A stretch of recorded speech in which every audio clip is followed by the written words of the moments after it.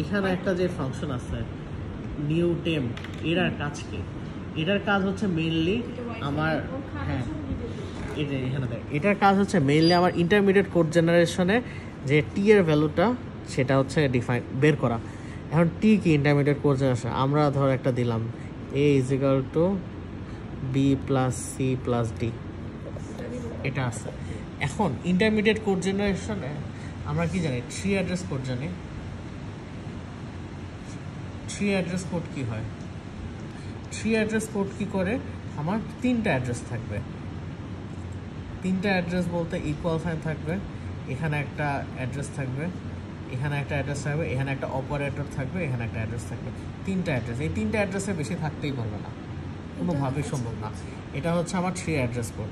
And three address কোডটা তো intermediate code generate করে আইআর ফাইলে, যেটা ওটা জেনারেট করতে আমার কী করতে? দেখ, এটা এই টোকেনটা পাইলো, মানে এটা পাইলো,